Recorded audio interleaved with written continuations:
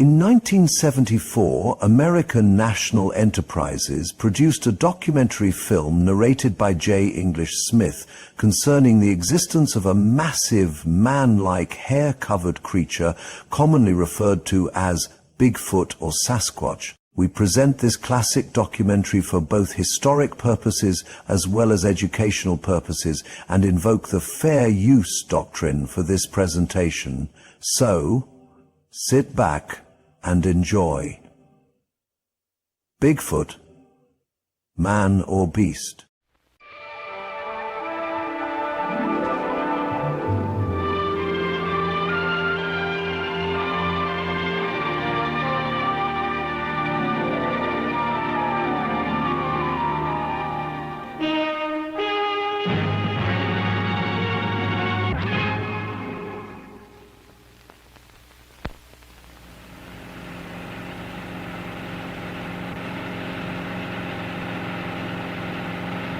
We are now flying over some of the wilderness areas of northwestern United States and Canada.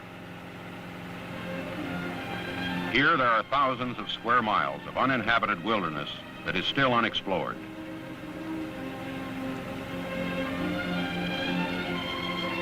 It is in these vast unexplored wilderness areas of North America that a 9-foot-tall, human-like creature is reported to live.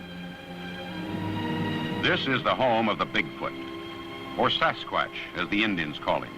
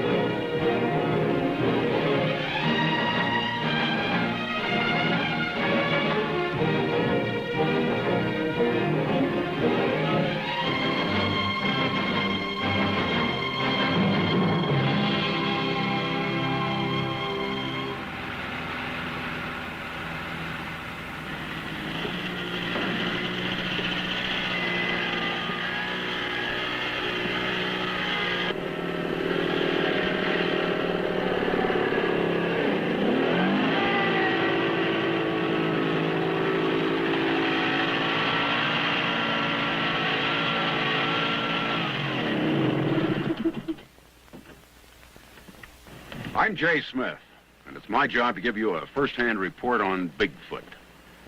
I've been here in this camp for several days. We're told it's Bigfoot country. From this camp, a vast wilderness area is now being searched for the Bigfoot. This is Ron Olson.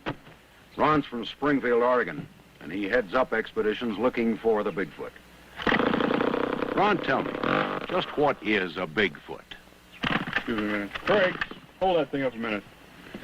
Bigfoot, or Sasquatch, as he's called in Canada, is a giant, hair-covered, human-like creature that's been reported more and more throughout the mountains of the northwestern United States and Canada. How big do they run? Many sightings have revealed this creature to be between 7 to 9 feet tall and 600 to 900 pounds. Well, now, let's hear the words of some people who have had some first-hand experiences with Bigfoot.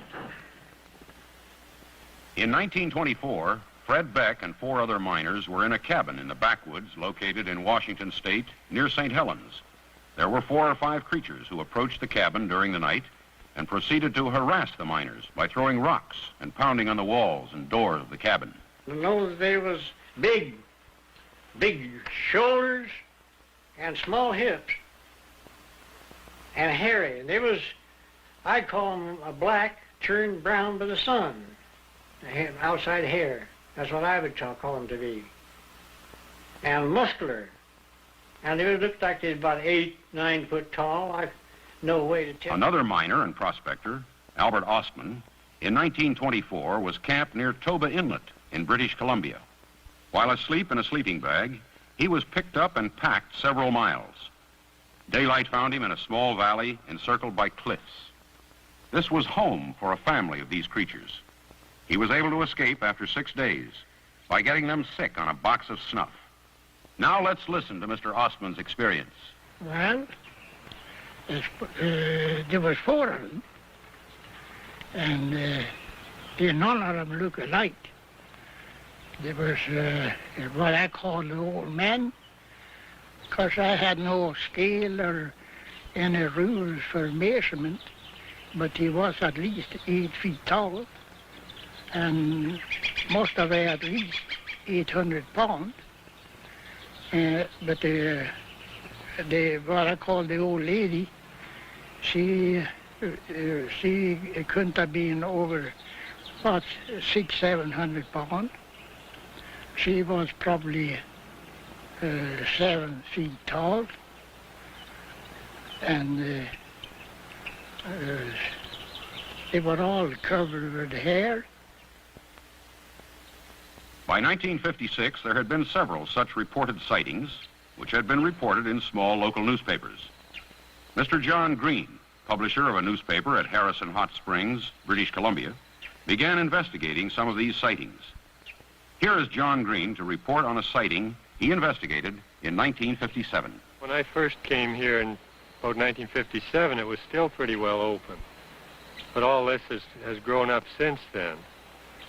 So what happened at that time was that Mrs. George Chapman, who lived in a house down by the river behind me here, she was in the house and her children were outside. One of them came in and told her that there was a cow coming out of the woods.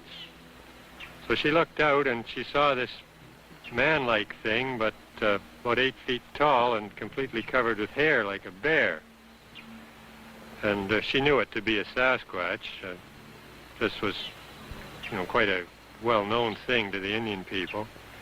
And she was frightened, so she took the children, ran down to the river, and then through the graveyard, which is right behind me here, and came out just about here onto the track, and then ran on down to Ruby Creek. Now, she'd really only had one quick look at the thing, so it wouldn't be that convincing a story, except that a lot of people immediately went back there and saw these enormous tracks. Mr. Tifting, of course, was one of them, and can describe just what the tracks were like and what they did. Well, he came through the bush into the shed, or the lean-to of the house, and there was a barrel of dried fish with smoked salmon rather, and he broke the barrel, and there was some fish eaten there and thrown around, and then he went down the river bank and apparently took a drink, and then come back up on the other side of the house, through the garden patch, and up to CPR fence, and stepped with 1 foot on that side of the fence and 1 foot on this side of the fence. I can walk right over it. And the footprints was about 18 inches, like. And then he went across there and over to the next fence there and went right up the hillside. And that's as far as we could follow it. As John Green and others began to seriously investigate reported sightings, they found that many aspects of the sightings were the same. One of the first detailed drawings of a Sasquatch was made by Mrs. Myrtle Walton of British Columbia. Her father, William Rowe, had the unique experience of being able to watch a Sasquatch at close range. Mrs. Walton now tells us how it came about.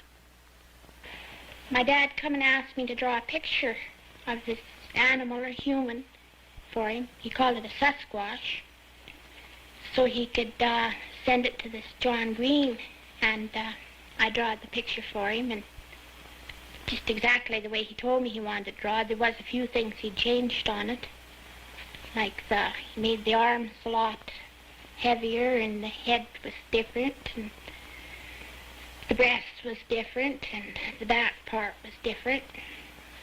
So between the two of us, we patched it all up and we sent it to John Green. As the interested investigators became better known, there were more and more sightings and evidences being submitted to them. Mr. Richard Grover, another investigator, reports on a sighting in a residential area just outside of Tacoma, Washington. This is the site of the Fife Heights incident. One morning, approximately 4 o'clock, Dick Hancock and his friend came along this road, stopping the car right here when they saw a huge creature behind that sign over there. It was so tall, its head was above the street sign. The creature took approximately 3 steps, crossing the road. It was blinded by the headlights, and it almost bumped into this sign. As it sidestepped, it caught this sign before it went down over the hill. This is the sign that the creature struck, and it bent it like this, leaving these indentations or scratch marks. It has been estimated by experts that it took 500 foot-pounds to bend this material. A few years after Mrs. Walton made the sketch for her father, she and her husband had a personal experience with a Bigfoot. This is what they report. Well, I think my wife and I have heard the Sasquatch. There's a swamp fairly close to the house here where we can walk out of an evening, and quite often we go down to watch moose. And one night we were down there, and there wasn't any moose around, which was strange because in the summer every night there's moose in the swamp. And it was just before dusk when across the swamp we heard this screaming cry. There were 3 cries, screams, or horrible screams, or whatever they was.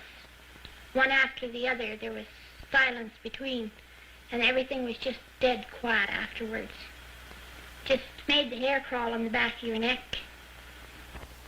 We didn't see anything, but I've heard every animal that lives in the locality at different times, and it wasn't any of those. And if I was asked to describe the sound, I'd say it was a kind of a screaming cry, and it seemed to have anguish in it. Anguish was the thing that stuck with me. Here is an approximation to the sound that they reported hearing that evening.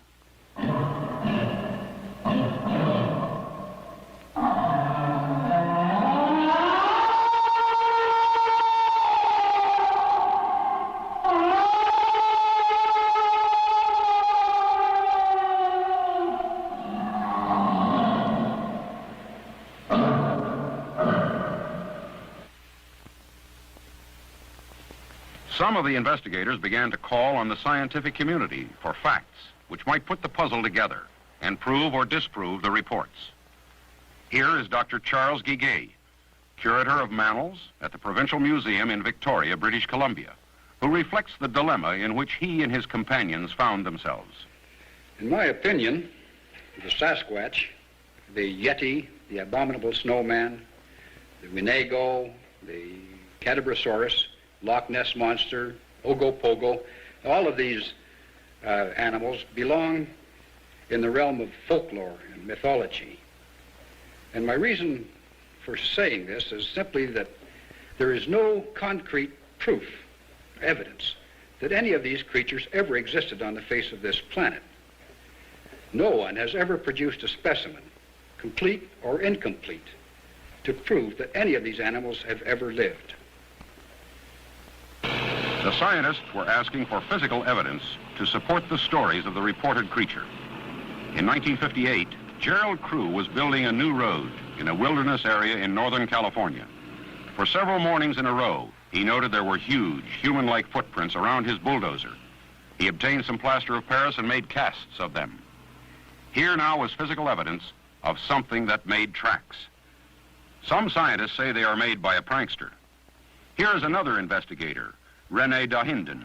No scientist ever came out in the bush to look at the footprints which we found. No scientists ever studied these tracks. They're sitting there saying they're faked without ever having seen footprints in the area where we found them. No technical evaluation was ever made. In my opinion, after having seen 3,000 footprints myself of 6 different sizes, I came to the conclusion this tracks to be made by a living foot, a creature with a foot like this, a Sasquatch, rather than a man with artificial feet. The task of the investigator has not been an easy one. On one hand, he is greeted by individuals who just saw Bigfoot and believes it. On the other, he is met with cries of derision and fakery. There is beginning to be a new line of thinking from the scientific community on this subject. Here is Dr. Grover Krantz, physical anthropologist at Washington State University, which explains his view. As a physical anthropologist, I've decided that these creatures do, in all likelihood, exist. The evidence of the footprints is what I find the most convincing.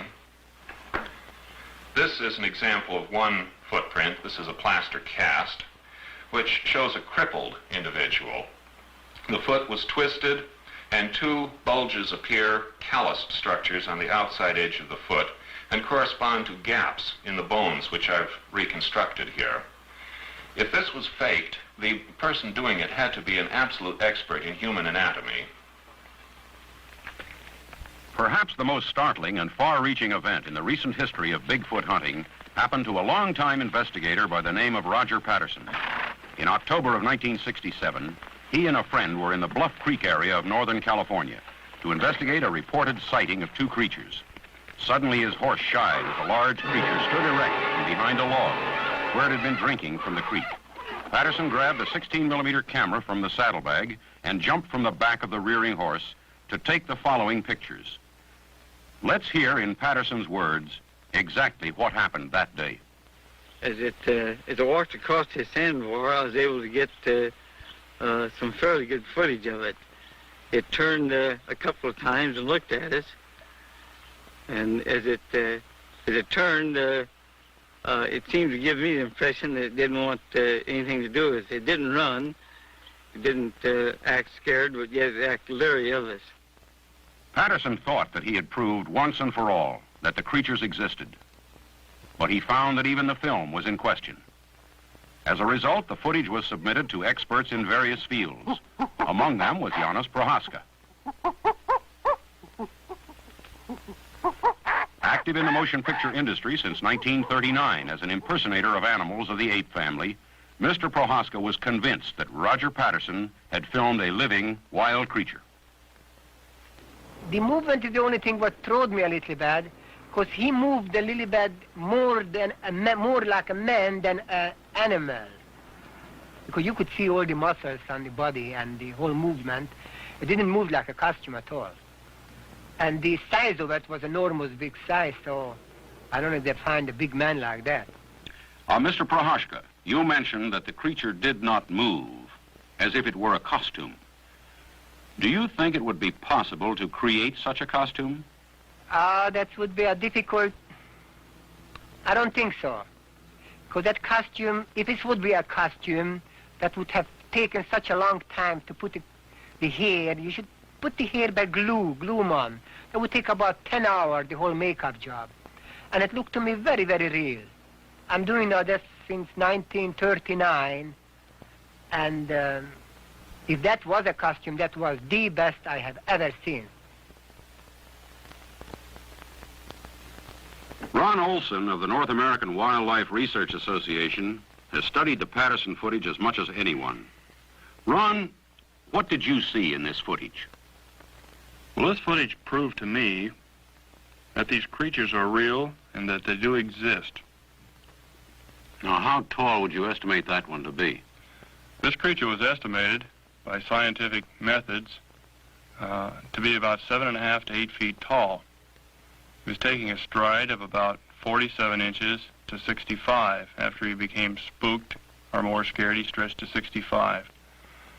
Now, how does the length of that stride compare to, well, let's say the average stride of a man? Well, the average stride of a man is about, maximum stride of a man would be about 3 feet. Now, that arm appears to be proportionately longer than, say, a human arm. Have there been any estimates worked out on that? Yes, there has. The arm is, and always has been in all sightings, in all cases, definitely longer than a human's. Here the creature shows large pendulous breasts. The indication here, of course, is that it is a female creature. Do you expect to capture one of these?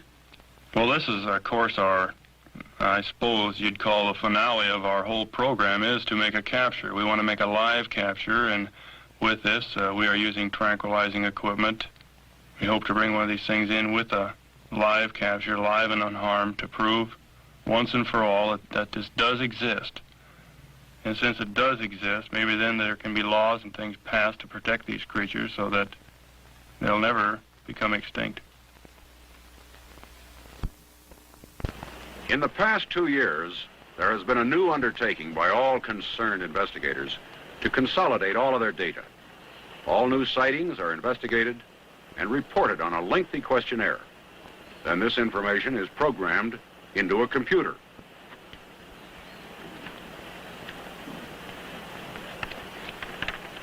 These computer reports and correlations are available to all of the participating investigators upon request. In this way, each investigator can carry on his own work with a much more complete source of data. Along with the computer reports, the most modern equipment is now being used, as it is here in this camp. Procedures have been worked out to cover every aspect of a capture. In the past, many sightings went unreported for fear of ridicule. Law enforcement officers got most of these reported sightings, and most of the people that did the reporting were considered some kind of a nut. Now a central reporting system has been developed, and all sightings can now be reported to our Portland headquarters by simply dialing Bigfoot, Portland, Oregon. Other information can be obtained by writing Bigfoot, Portland, Oregon. It was inevitable that sooner or later these sightings and observations would result in something specific. That someday someone would come forth to try to prove or disprove once and for all the validity of these stories. One Bob Morgan decided to take on the task. It's late spring when Bob Morgan arrives at Cougar, Washington to renew his search for Sasquatch. After 5 years' research, he feels this is a prime area for contacting the creature. Others will be coming from all corners of the United States to aid in the search. Don Blake, biologist. Lamont Hardy, botanist. Ann Swain, sociology researcher. Michael Polesnik, expert tracker. Elizabeth Moorman, naturalist. Anthropologist Peter Lipsio. Ted Ernst, Sasquatch researcher. John Crowder, biologist. Len Aiken, woodsman and Indian historian. Mary Jo Flory, microbiologist. For the next 3.5 months, this diversified group of scientists and researchers will live and work in the woods, gathering evidence, looking for tracks, and trying to establish contact with a creature who some call the American abominable snowman. They'll scout alone at times, or work in small groups from field tents located at strategic positions in the wilderness. Keeping it all together is Robert Morgan, who will split his time between base camp and the field positions. I hope you understand, I didn't come out here to win friends and influence people.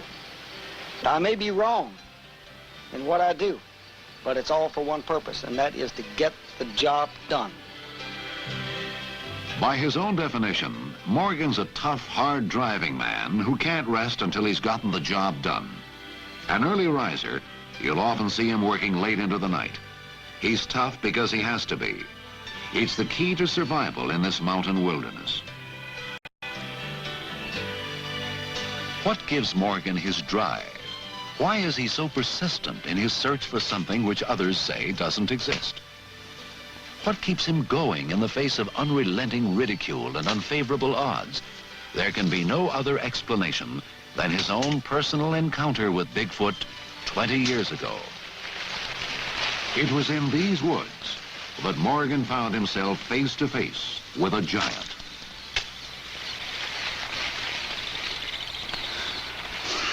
Well, it all began for me in March of 1957 when I was hunting in Mason County, Washington. I saw a creature there, came face to face with it. The most man-like looking gorilla I'd ever seen. This is how I described it because I didn't know. I'd never heard of Bigfoot, never heard of Sasquatch, or the Omaha, or the Yeti. I had never heard of any of that. And all of a sudden, I came face to face with this creature, about 40 yards away, I guess he was. And he had the most knowing look on his face. His eyes. I remember the eyes, I think, more than anything else. And then I discovered, much to my surprise and shock and dismay, when I tried to report it, it was treated as though it was a hoax, as if it were a joke. This creature does exist. It's here. It's all around us. We can learn from it. And yet modern science has turned its back on it. They don't want to know about it. Now, that makes me madder than hell. We are told that giants live only in storybooks and dreams. If this is the case, then a lot of people have had the same dream about Sasquatch.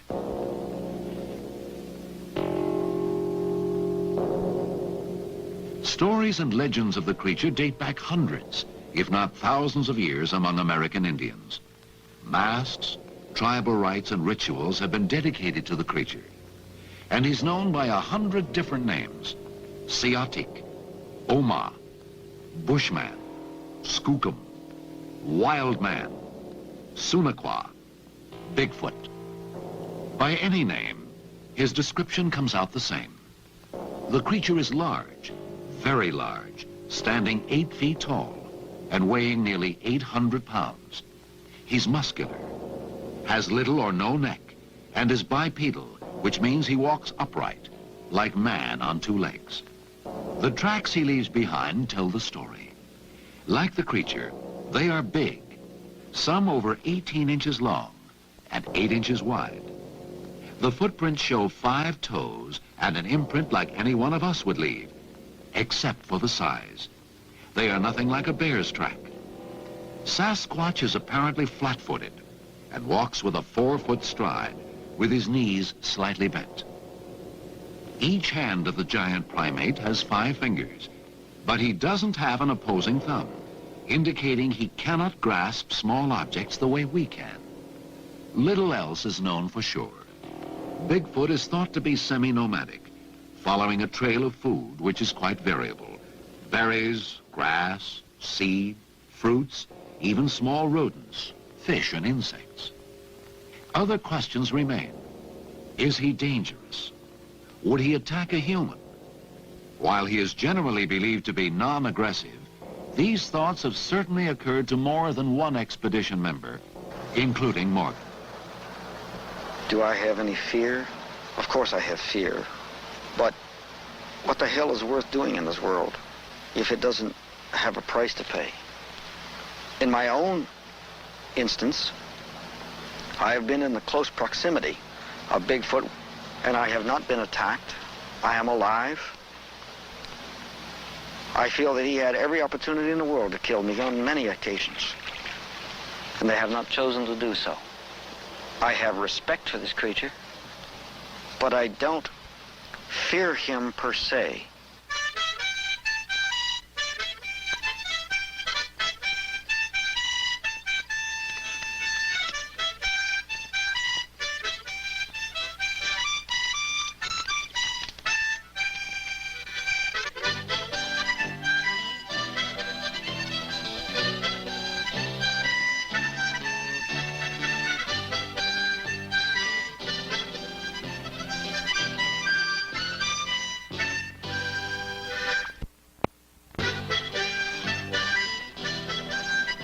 The Cascade Mountain ranges of the Pacific Northwest are beautiful and awesome. If giants like Sasquatch do exist, this area would make ideal living quarters. There's enough wilderness left between Northern California and British Columbia to harbor a sizable population of the creatures. In Washington alone, there are millions of unexplored, uncharted acres. It's big country, where distance is measured in time rather than miles, and where even man must fight for survival. The territory is made up of dense forest, tangled brush, and rough terrain. And a few steps off the trail, anyone, including a large creature, is swallowed by the forest.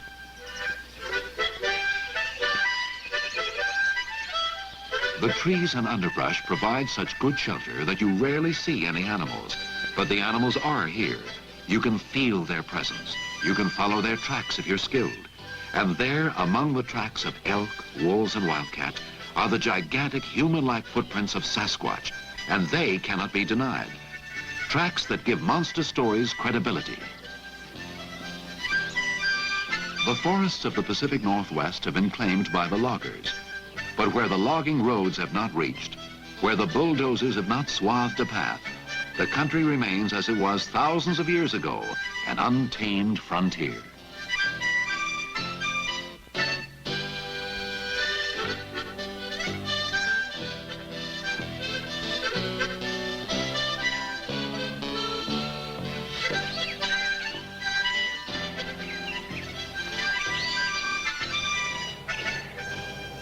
One such area is of particular interest to Morgan. He wants it scouted for future exploration. In the expedition, only one man has any chance of entering this rugged, cheerless territory and returning safely. The call goes to Mike Polesnik, an authority on surviving in the woods. He will go alone.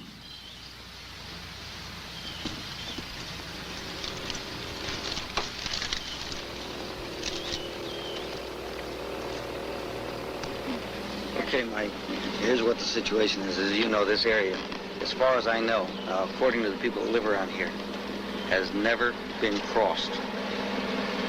They hunt the peripheries.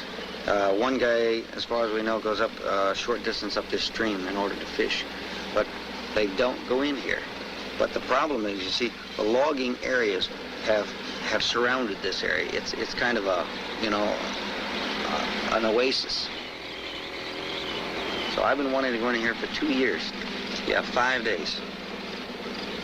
Use your own time, use your own judgment. And the important thing is there's no possible way of radio contact or anything else. You're on your own. And all I can tell you is be careful.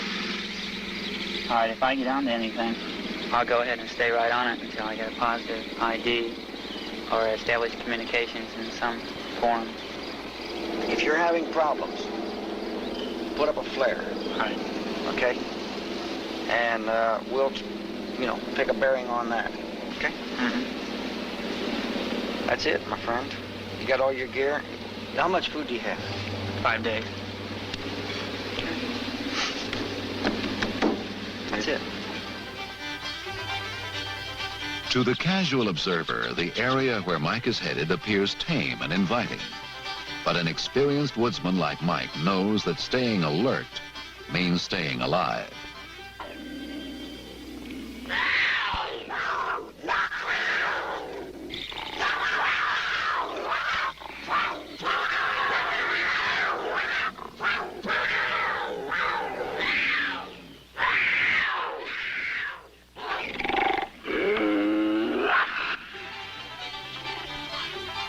There's so much to be done in such little time. Morgan keeps the expedition going at an accelerated pace. With Polesnik on his way, he and Ted Ernst set out to explore the lava flows of Mount St. Helens, once an active volcano. They'll spend the first day together. Then Ted, like Mike, will be on his own. Wherever he goes, Morgan is constantly reminded that he is the visitor, the intruder in Bigfoot's territory. In his element, he is king.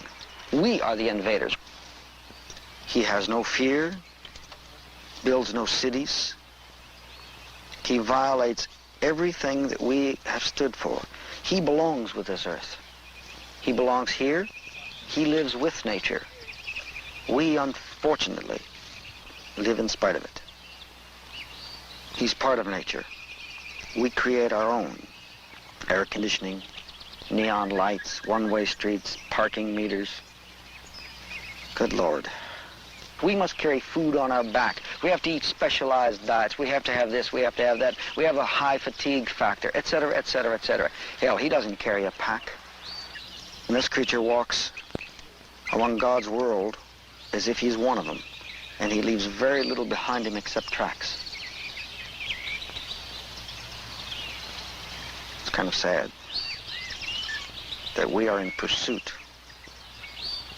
of a creature that lives so beautifully with nature.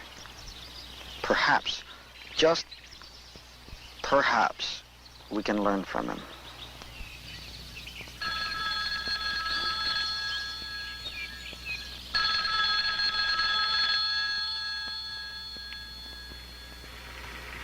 Morgan receives a phone call from a logger named Skip Wood. Good Lord, a 6 foot. Now, that was a 6 foot stride, huh? While clear-cutting acreage in Washougal County, Wood and several others were visited by a large, hairy You animal. haven't lost any loggers The creature, today, matching Bigfoot's description, no chunker watched the setters decided lumbermen not from to a show. rock clearing above their camp. And they watched it for 4 hours. This is very intriguing because this is the second report now we've had within 2 months of cataloging and having the creatures come near, loggers during the day, which is extremely unusual.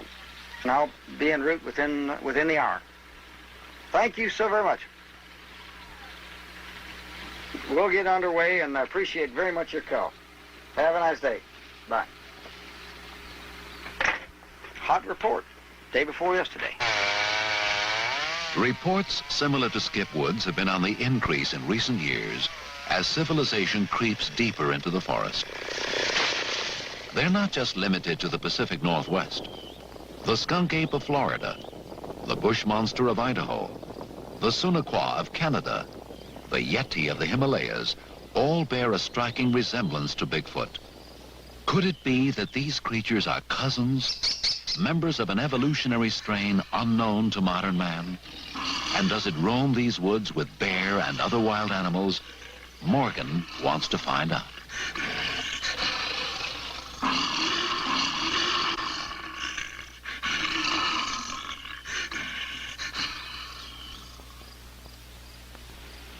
It's half a day's drive from Cougar to Washougal County over rough terrain and washed-out roads. When the expedition group arrives, Wood is eager to tell them about the unwelcome visitor. Now, this happened last Friday. Yeah, Friday. What happened? Again. Well, just happened to see one climbing up the hillside there. And it was going all the way up that bluff? Yeah, it started out there in that little hole I showed you there, and went hand over hand or hand over foot, however you describe him climbing, straight up to the top and stood up there and watched it. And your whole crew was down here, wasn't it? There was Chuck Owens. Skip told me, our boss told me that, or said that there was something climbing up on the mountain up there, and so I turned around and looked. And Leo Casey and Bob Irwin. I just saw a steady thing standing there. It looked like maybe a tree waving in the wind a little bit. all I could see was a big black glob. Dark, that's all I could tell you. Do you see the outline distinct so that it was definitely walking on two hind legs? Oh, yeah. Yeah, you could see it. It was standing out there. I mean, it's too big for a bear, and bears don't walk on hind legs unless they're fighting anyway. And that would be my logical explanation for it, was that it was a bear. Well, the way it went up the mountain, the way everybody describes Bigfoot, that's the only thing I could think it was, because a bear just don't do things like that. And you've had a feeling around this camp since you moved in here? Yeah. You can feel them watching you. Only thing, when I first started to work here, I'd look at that mountain and I knew I didn't want to be around it, because it was just that I knew something was there, or something was watching me all the time. But I look up there all the time now because I expect to see it again someday. You just might.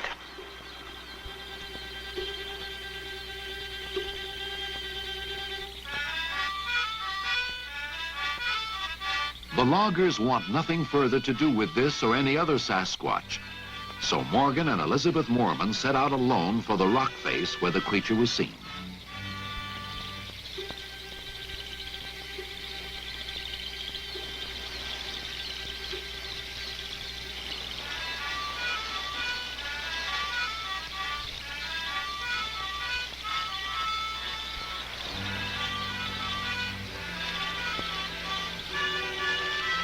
A heavy rainfall the night before has left the ground wet and slippery, making the treacherous climb even more hazardous. They must make their own trail as they go.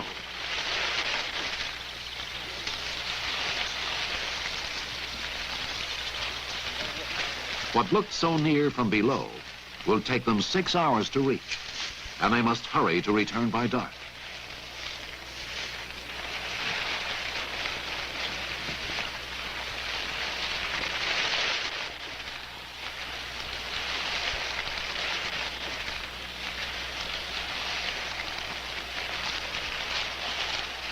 Reaching the summit, the pair finds little more than a spectacular view.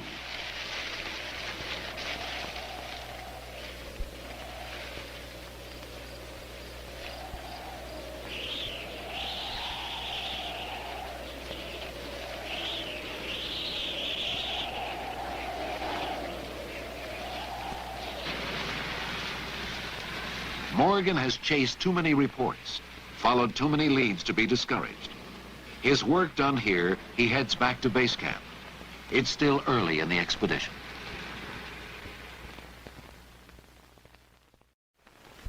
We both believe that we... Before our saw film Bigfoot. crew arrived, expedition member Ann Swain had what might have been the first Sasquatch sighting of the expedition.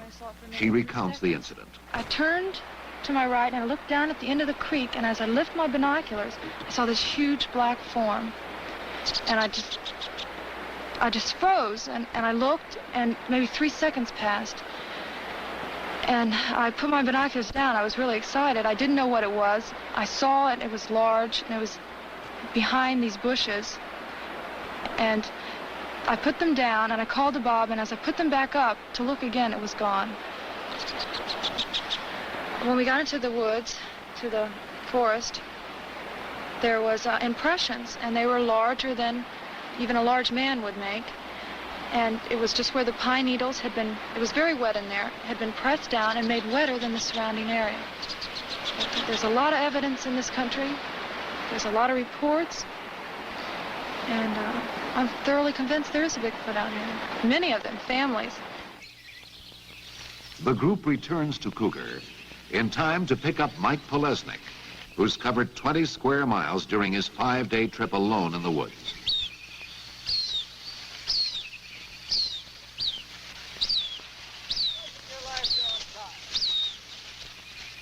I got something for you.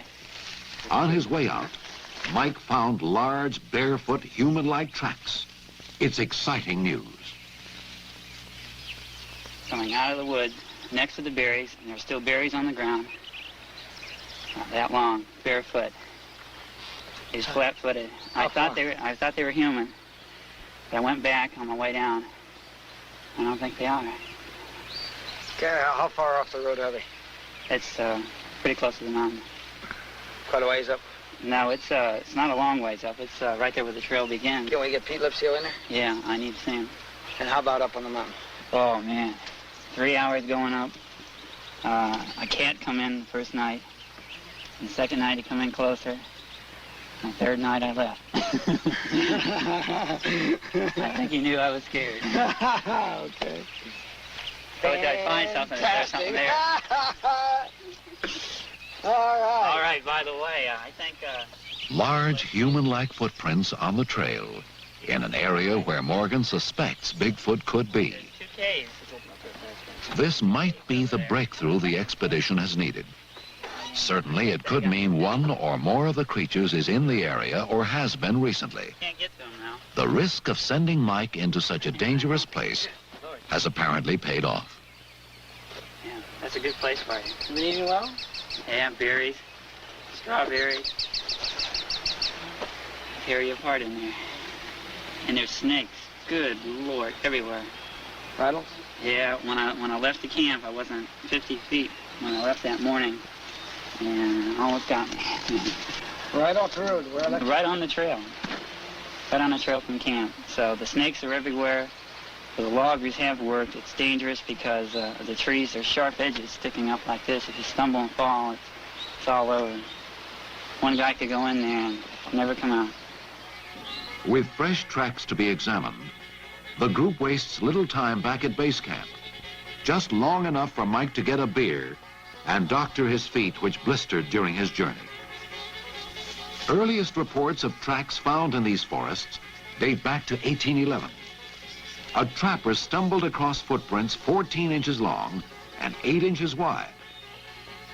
Over the last 5 years, Morgan has found numerous tracks in these parts. The ones Mike found are the latest in a long string of evidence Sasquatch has left behind. These particular tracks leave little doubt that something large with man-like feet has passed through here. It had to have went into the woods, and after that, you just couldn't pick up anything with the foliage on the ground. Pete, make your measurements, photograph, measure. Photograph it up, and take measures. tests. And I'll let Michael pour some casts. Mike, would you give me a hand here for 1 second, please? Just hold on to that, okay? And line it up. Very interesting. All right. Something's moved through here. These ferns are down. Okay, hold it. Good.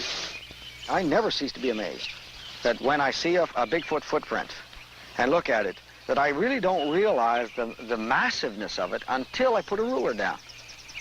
And then I say, good Lord, you know, that's 16, 17, or 18 inches. You don't realize it until you put that ruler down. And consequently, if you were walking casually by, not looking for Bigfoot, and you saw barefoot footprints, you'd probably ignore them. I'm sure that it's been done many times.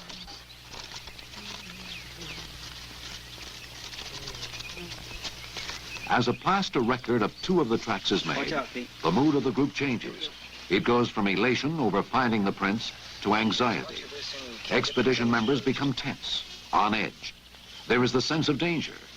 Others who have been in the vicinity of Sasquatch have reported similar eerie feelings. The hope is that whatever made these footprints is still in the area and might return. I'll become part of the cast. If you take a walk back through this area, you're going to find a couple of things rather interesting. Number 1, all the berries are gone. Number 2, there is fresh and old breaks in these ferns leading all the way back up into this area. I didn't find the end of it. I just found them.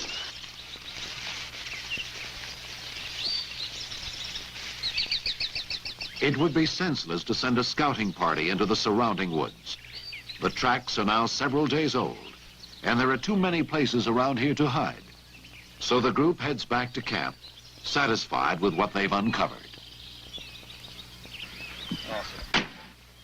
By early August, Morgan has gathered enough data about Bigfoot in western Washington to warrant new plans.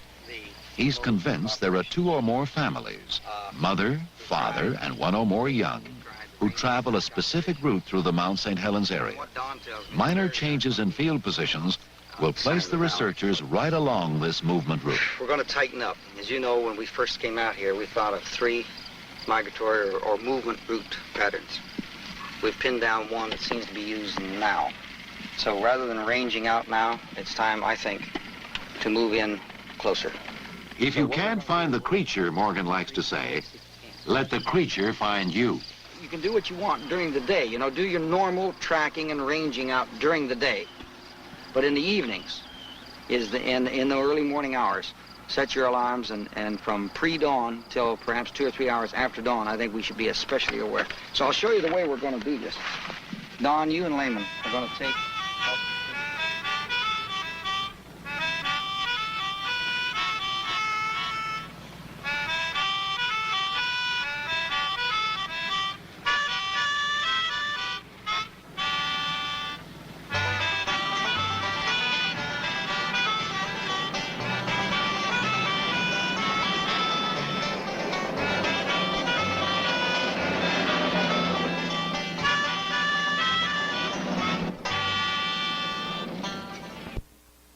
What we have done here, we've established 4 camps along a line which I feel is a movement route. When the creature goes from one wilderness area into another wilderness area, these areas are accessible.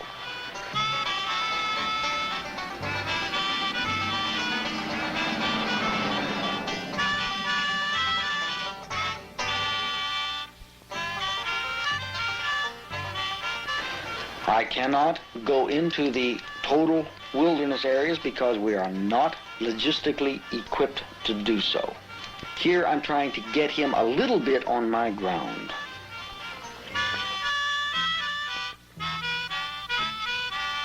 Hopefully, they will either observe him in movement or the creatures will come to their camp. I ask my people to be in from 6 p.m. to 6 a.m. to be awake, aware of what's going on around them. Now, I do not permit firearms in the field. I don't feel it's necessary. I feel that if a creature like this wants you, your firearms are nothing more than an iron teddy bear, because he's going to get you. So certainly there can be a time when this creature could be dangerous. But if you don't want to get wet, stay the hell out of the water. If you're not willing to take that chance, don't come along with me. It's as simple as that. And every one of my people, they know this, they understand it, and they accept it.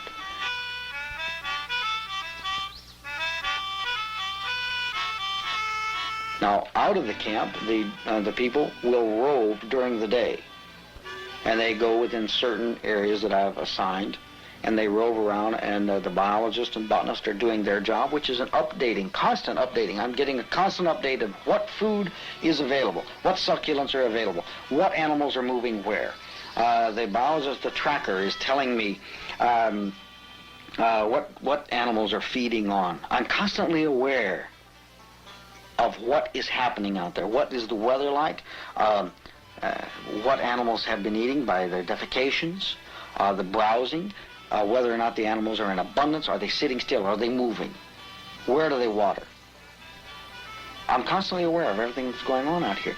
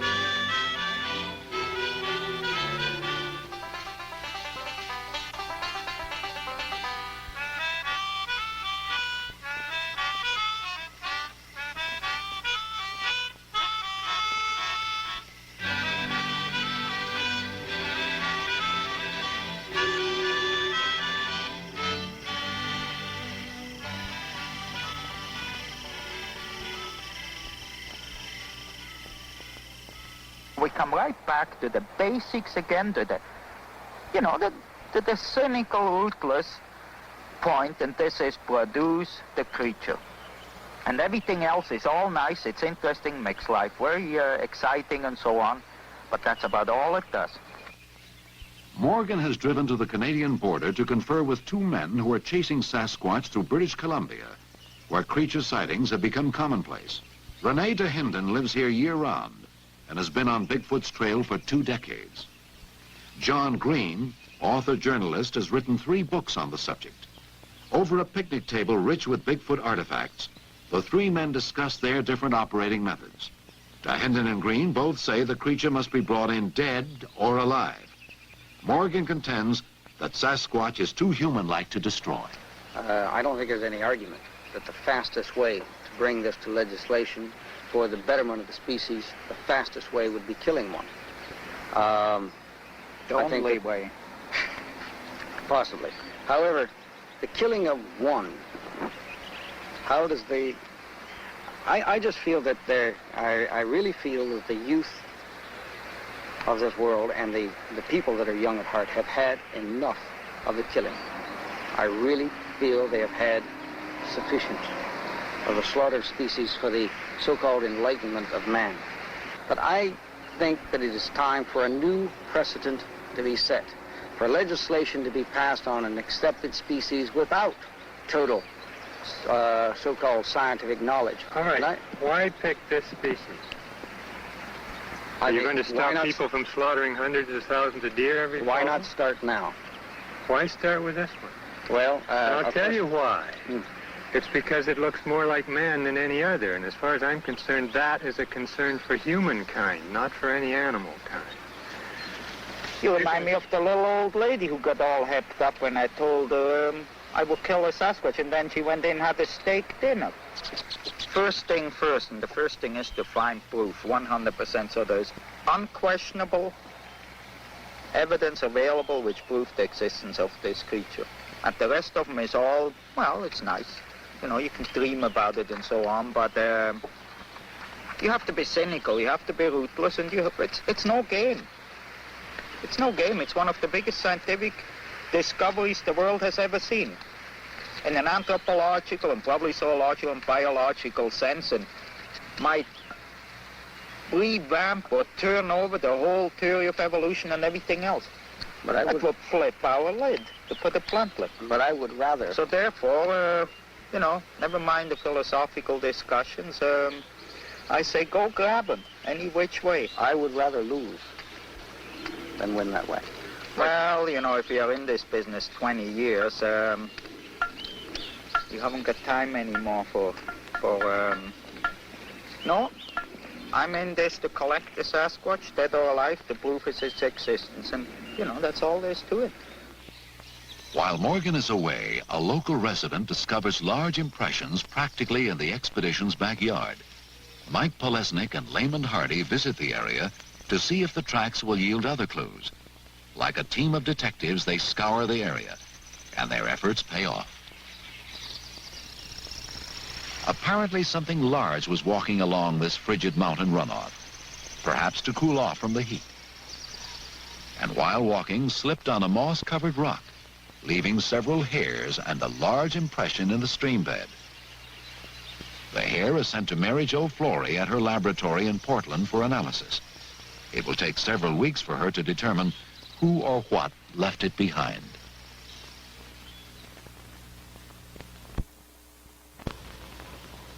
Like sand in a giant hourglass, the melting snows of Mount St. Helens are a constant reminder that summer is slipping away.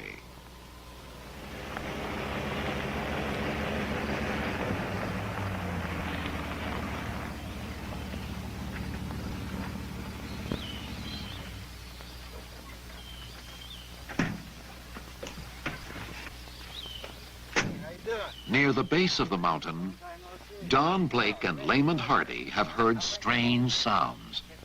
Loud, piercing screams, which they cannot place. Morgan has sent Len Aiken to investigate. They didn't sound like birds, and I couldn't imagine it being a cougar, because it didn't make a noise like the cougars. We hear it back home. And of course, I don't know all the noises that elks and deer make. It's I know that it's too early in the year for elk. Elk will start, you know, in rutting season starts about mid-September, October. So it's early for that. What did it resemble? Anything or?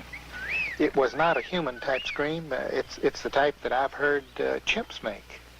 It's sort of a chimp type scream.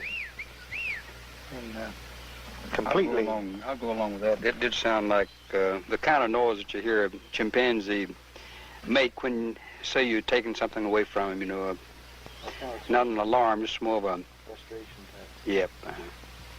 But it was quite a little distance off. It was probably as much as a quarter of a mile in September.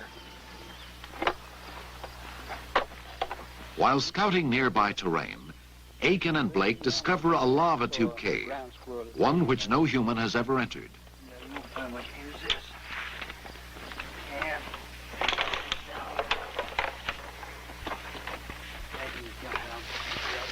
Watch out.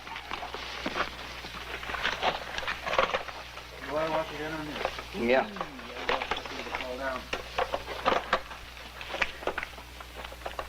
Getting around the mountains has presented no problem for Blake, who has used crutches most of his adult life. The cave is just another challenge. Boy, how the net opens up. Yeah. Now then, we're losing altitude fast. We're dropping, let's see, 5 feet for every 8, aren't we? Dozens of the caves formed when molten lava gushed through the valleys from a violent Mount St. Helens. The underground tunnels are the longest of their kind in the world and could provide winter shelter or even burial grounds for Sasquatch. Well, places the cave is 6 feet high, but it's 5 feet 6. I have to be careful that I don't break my head somewhere. Here's what.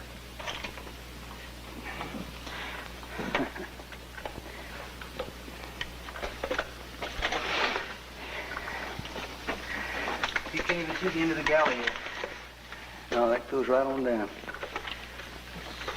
It would take several years to explore all the lava tubes, if you could find them all. This cave offers little besides relief from the heat. Well, that's quite a cave there, Lehman. Yeah, you were gone 2.5 hours. Coming out, feel that heat just blasted right square in the face as soon as you get to look at that hole. While you were gone, I was reading.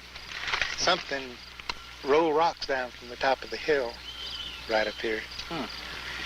There was about 5 different intervals of it, probably 15 or 20 minutes apart. And then there was one time I heard rotten wood move, crash or something. So I don't know whether it was an elk or a bear or some other animal. Whatever it was, probably no doubt came up another side, because this side over here is a little on the steep side. Yeah. At the heat of this sun, though, most anything up there would be under those trees. Yeah. Probably was navigating under the trees. They got more brains than we've got. Could it have been Bigfoot? He's been known to throw rocks at people before. Or could the giant creature turn out to be a giant hoax? Unlikely, in the face of countless reports by people who say they've seen him. People who have nothing to gain by fabricating a story. People like Patty Carter, who as a young girl was befriended by a young Sasquatch. Patty, it was a couple of years ago, I guess when we first met, and you told me rather, I found an intriguing story about what happened to you when you were a child. And I wonder if you'd recount that for me on your first encounter. Well, there was 2 of them. A big one that was fairly heavy with child, young, whatever. And a young one stood there and looked at me for a while, and then they come down to the creek, got a drink, and then they left. Anyway, they come back about every week, and got so I'd take them down some venison sausage Daddy made, and they'd eat it, and they'd throw sticks and rocks and stuff, play catch with it. With who? With you? The young one, yeah. We wouldn't throw at you, would he? No, just to me. Very gentle.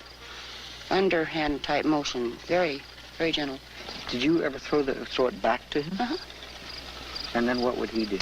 Pick it up and throw it back to me again. And how long would this go? A couple hours, like playing catch with me. The one, the female, it had its baby not too terribly far from me. It's like, about 25, 30 yards, I imagine. Was that in a cave, or was it No, in a it was building? it was by the creek, by the stump, behind the stump.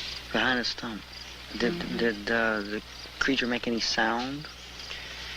Well, no more so than anything else would, giving birth to a young one. It hurts. And then what did the creature do? Well, it wouldn't let me near it at all, near the little one. Mm-hmm. And she cleaned it off and picked it up with this way, held it next to her, real close to her. Do you think that these creatures are animals? No, they are not. They're human. I took and looked these tracks down here good, and they was about 6 inches wide and about 18 inches and a half long. Sounds crazy, don't it? But it's true. What do you think, Annie? What do you think it was? I don't have no idea what it was. But you know something was there? Yeah, I had never heard of Bigfoot at the time. I'm scared to death. Yeah, but we got one hell of an introduction here one night. Let me tell you, we did. The creature is real, very real to folks like Don Autry and his wife Annie, who live down the road from Expedition Headquarters. Bed was right through that door right over there then. And I was laying there and I heard something groan. I raised up on my elbow and I listened to that just for a minute. And I think, well, what in the hell's going on here? And I hollered, Dad. By the time I hollered, Dad, and she was standing there in the door, and she said, are you a groaning? I said, no, hell, I ain't a groaning. And she, well, there's something is. And I got up. You're going to have to hit me on this a little bit, for I don't remember exactly all that had happened. For I was scared that I got to death. That's all he was to it. And anyhow, I come out of the bedroom and come in here, and I listened to that for it just a minute. And I got an old single-shot 22 that I had, just single shots, you know. So I loaded it. Then I went to the bathroom. And while I was in there in the bathroom, remember what that was, come from out of the woods back from about southwest, coming this way here. And, damn, it sounded like he weighed 500-600 pounds, even more, just really putting his feet down heavy, you know. And, Was it moaning at that time? yeah, moaning all the time. Never quit moaning. And anyhow, he come on up to the bathroom wall there, and I stood up in the bathroom floor, and that bathroom at that time was 4 foot off the ground. And that sound, he was this close to the house, and that sound was coming straight through the wall, right into this, just like a kiss, you know. And then he traced all around out here, and I come back in here, and we sat around. What else could you do but sit there and listen to the thing? And I did. I started to go outside. And I got right along in here. There was another deal out here that I tore off since then. And she grabbed me by the arm. She said, you don't know what you're going out on. And there ain't no damn way you got me outside then. Did you have any feeling? Did I have any feeling of fear? How tight did I squeeze you, huh? It wasn't me, it was the gunman that squeezed you. Yeah, I was scared. You betcha. Definitely. I was scared. I logged this country. I've been logging it for 11 years, and I'd never seen nothing. I'd never seen a footprint until I just walked right upon it right here at the house. And it wasn't a prank. It wasn't a prank. That wasn't a prank. For a man, it had to have been over 8 foot tall to make tracks in that snow like this down here. And I don't know nobody that big. And I was born and raised in the woods. I've killed bear, helped kill elk, deer, everything. And I've never heard nothing like this. Precious seas of emerald green. Oh, what joy they bring to me. How I long once more to be with my friends at the country church. And the reports continue, each similar to the one before, except for place and time. Too many reports from too many people for a hoax to be considered. And you say the bird is I see the old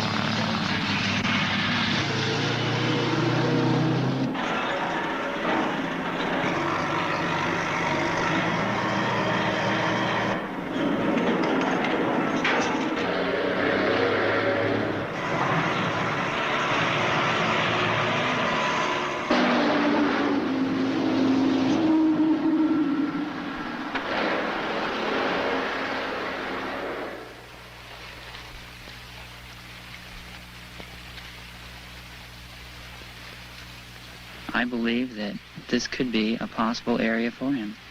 There's no roads here. There's no roar of the logging trucks. There's no shooting. There's no people chattering about. He can walk around here at ease because nobody comes in here.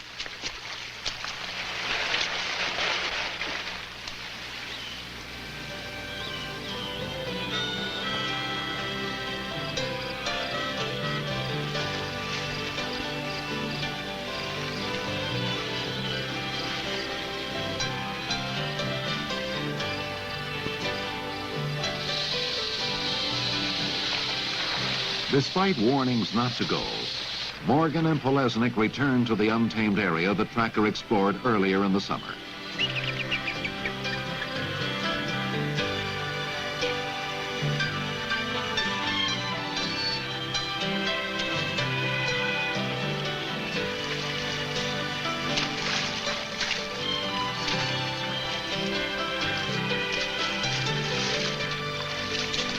Even with the introduction of four-wheel drive vehicles and snowmobiles, this American frontier has been unwilling to yield to man.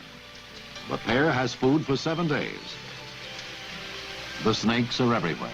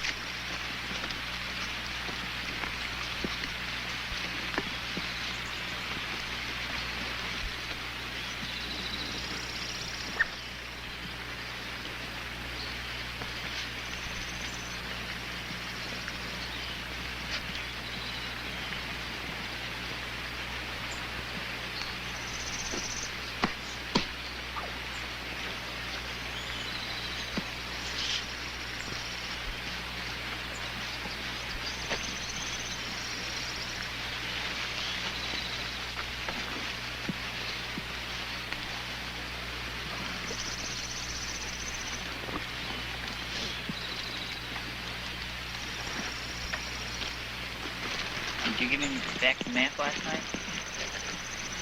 Back up in the side pocket.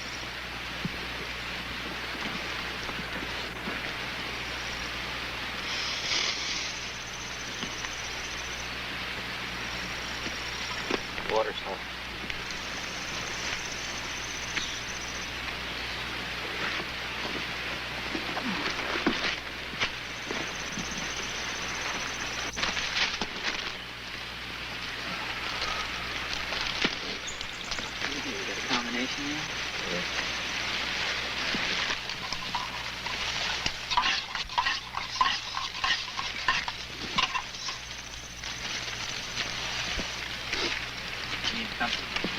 No. No, this thing travels northeast. The idea is always to follow this up. I just hope we don't have to go over that. You see how sheer it is on the far side? Nice. Yeah. Straight up. If we can get it. Follow this along. I don't want to go high if it's not necessary yet. Ever since 1970, I've been following areas, finding tracks, species, and all this jazz coming down through this area. And it's just recently come into what I think is a movement pattern. And what our objective is to go entirely through on the north fork of this creek up to Mount Mitchell. And it's my understanding that not too many people have ever done this. And as you know, the dire warnings that we have received that people go in and they don't come out. You know, but in any case, this is the flow line coming down through here, and it's a natural walkway. It's very hidden. So far, it's been pretty rough. I don't know what it's going to be like when we get deep down into the ravine. Well, I don't know. I just, you know, when you stand up on a cliff side and look over this valley, it's one thing. When you get down here, it's something else. I sure agree. We'll find out.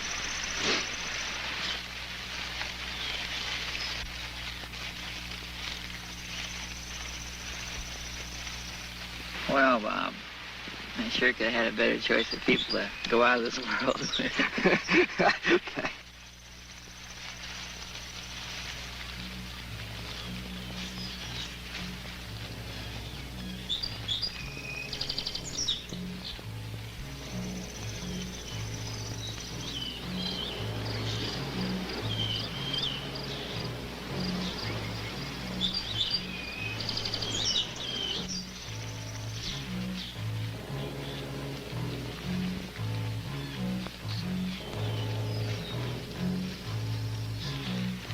So far, the only passable way through this wilderness is along the riverbed.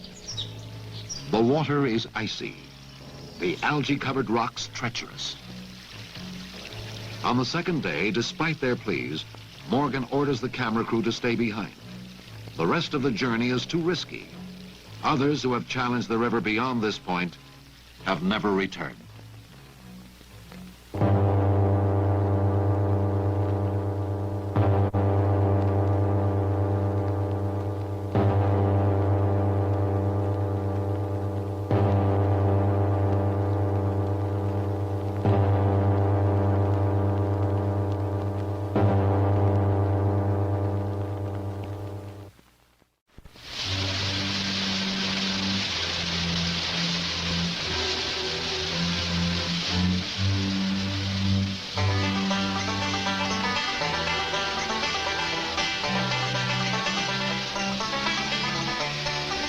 The intense heat has driven Elizabeth Moorman to seek refuge under nature's own shower.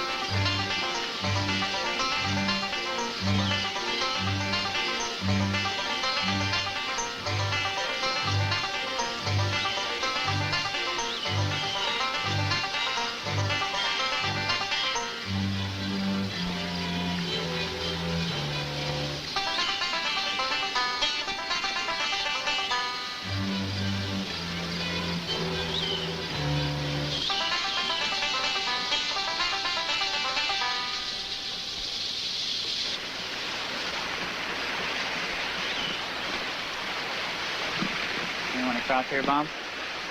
For Morgan and Polesnik, the trip through the river valley has been arduous and frustrating. Okay. A bad fall has left Morgan with several bruised ribs.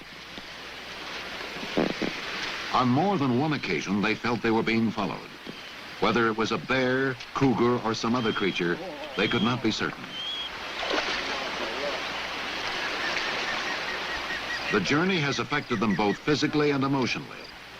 The experience, they say, has been like a tribal initiation into manhood. They have been baptized by the forest, but still no Sasquatch. And I've been warned time and again not to go into this area because a lot of people have gone in and haven't come out. Well, like anything else, you go in and find out why. Find out for yourself, then you know. It's not a matter of someone telling you. And we discovered that coming up along that river, for instance, it was like stepping back in a time machine. I think I've seen what this country must have looked like perhaps thousands upon thousands of years ago. Coming up over the top of that ridge, we found an area where berries are so abundant that we literally ate our way over the mountain. But when we crested that ridge and started down in this area, for the past few miles, the area took on another character. It took on a forbidding, foreboding aura. And I just knew damn well we weren't welcome. And literally, every step of the way, Mike and I, you just know, if you make a mistake, there's no way in hell you're going to come out. But it gave us a new awareness, a new respect for wildlife, because the deer and the elk and bear, they live with it every day. But I am convinced, and I welcome anyone that is a skeptic on it to come along with me. I'm convinced that this area, there's no problem whatsoever for a creature like Bigfoot to live in almost a Garden of Eden without any worries about man. There's very few men ever enter this area.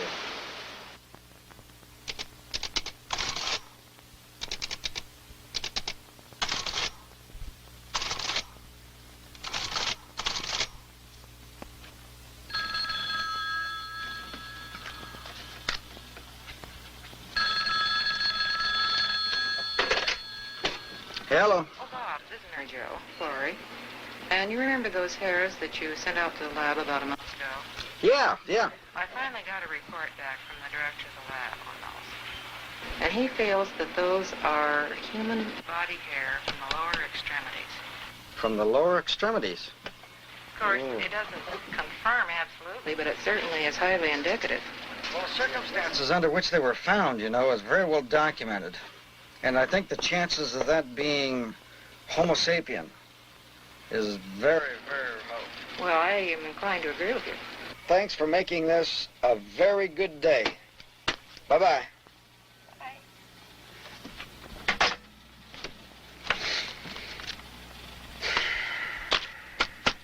I'll be damned.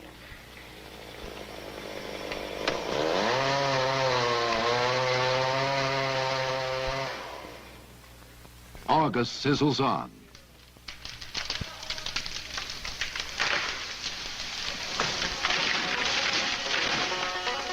Logging is temporarily halted on orders from the Forestry Service.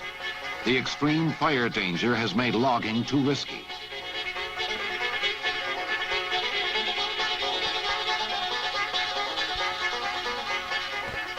The town of Cougar, which mirrors the lumber industry, becomes deserted. Day after day, the temperature touches 100 degrees. Morgan is warned the forests may be closed to everyone, including his researchers. But for now, the expedition is allowed to continue. Still, no rain in sight. What I saw, Bob, was located on the far right side of that mass of trees. It was large enough for me to see with the unaided eye. John Crowder has seen something he can't identify on a ledge near the snow line of Mount St. Helens. A strange sense of fear had invaded his camp shortly before the sighting.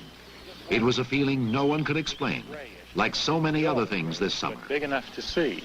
Well, you know of the gray Bigfoot that's been reported in this area, but also I think we should be aware that there are, I believe, mountain goat up in this area. There's only one thing to do, and that's survey the ledge close up. Morgan and the others have made this climb many times before, on another mountain at another place in the forest. Morgan has become weary from the endless climbs and dead-end trails, but any feeling of fatigue he may have is no match for his unrelenting drive to find the Sasquatch. He's so close now, he feels nothing will stop him. All the signs are there, the tracks, screams, reports from loggers and residents. Morgan is convinced he's located a movement route for at least one family of Bigfoot. A movement route that goes straight through Ape Canyon. Named that in the 1920s, when a group of prospectors were attacked by vicious, hairy apes. Ape Canyon is just beyond where John Crowder saw something large and gray.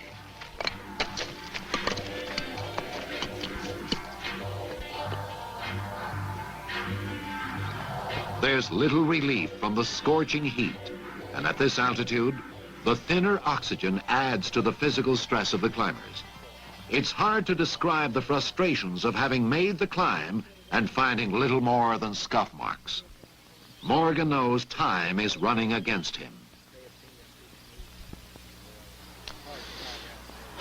I think that next to closed-mindedness, I think time is our greatest enemy. Most definitely time. The lumber industry is cutting into the forests.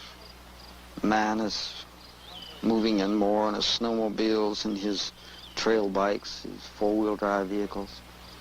The Bigfoot has to retreat. Running a race against time, very definitely, it's a very pressing, a very, very frightening thing.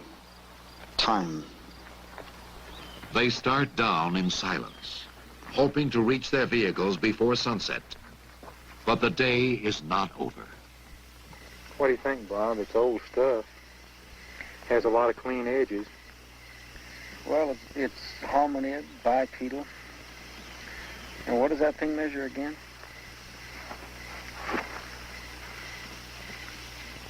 Oh, roughly 13 to 14. And there's been a lot of washing here on the width, but it would go at least 6 at the widest. Widest point. Well, it's not where a few rocks laid No. and rolled away. We've seen enough of that up here. Add another mystery.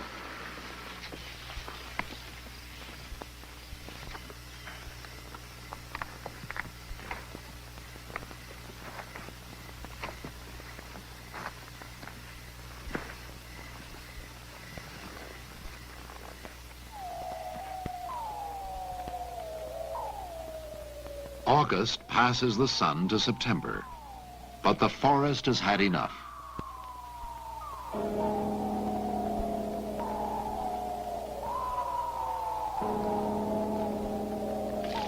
A small fire breaks out not far from the main logging road, but a safe distance from the expedition camps.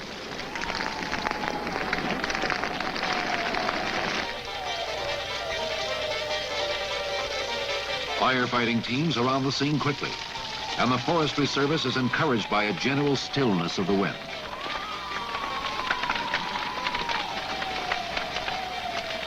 Morgan keeps in touch with the fire's progress.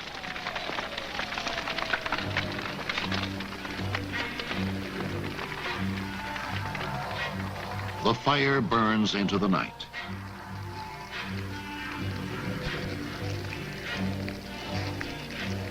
And the next morning, through self-generating winds, it begins to burn more rapidly. More acres are threatened. The Forestry Service calls for help, and the small band of firefighters turns into a sizable camp. Despite the efforts of 600 people fighting the inferno, the fire goes over the hill and into Ape Canyon.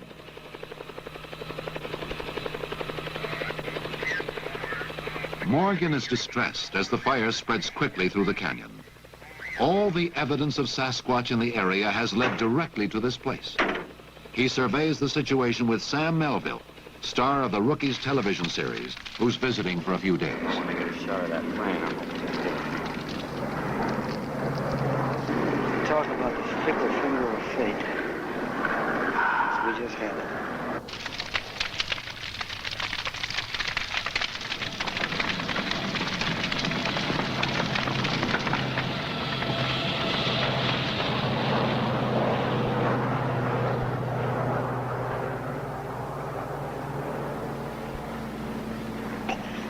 What do you think? Do you think you have to pull any of your people out of their base camps or out of their camps? Yeah, it's possible. I warned the two biologists, you know, they're right over the ridge. They're right over the top. And this will alter Elizabeth going back into the lake. It's just a flat block for a movement, I'm afraid, with all these people. Look at hundreds of people that are going to be in this area fighting a fire. They're going to be running up and down, airplanes over. Do you think a shy creature's going to come within all our waiting and all our planning? And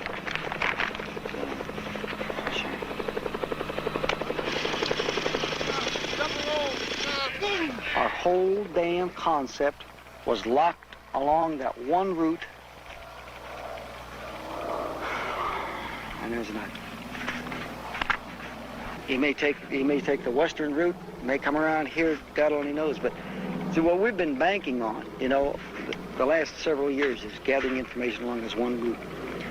And now with this cut in the middle right now, I don't know. I just, you know, I don't know how it'll affect the movement patterns. I don't know, but it's a factor that I hadn't counted on it, for sure.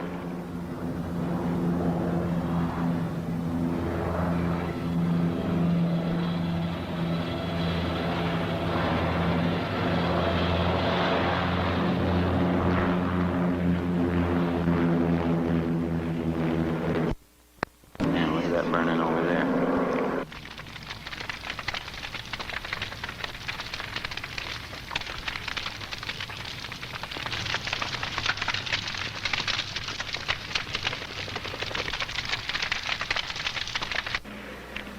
Well, next year.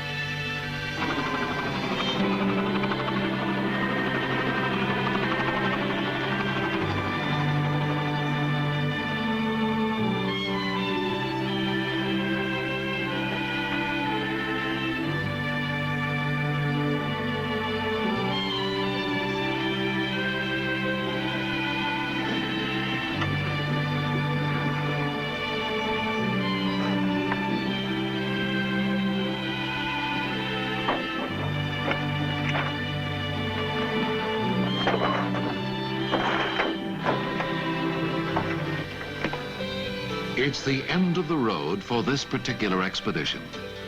There's little doubt the fire and the hundreds of people fighting it will lead the Bigfoot to an alternate route.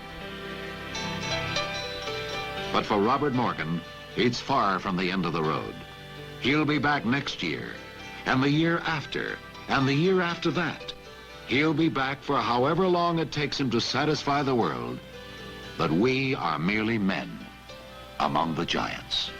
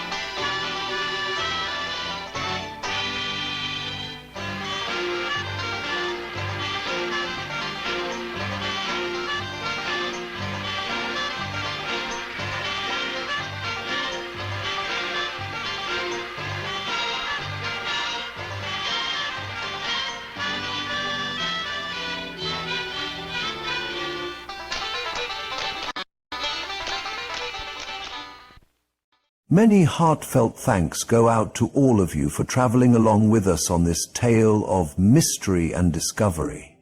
Please be sure to like and subscribe and hit the notification bell to receive updates on new releases. This helps us a great deal in our ongoing content endeavors. This is Professor Poppycock signing off, and I shall see you all in the next one. And remember, be happy and remain curious.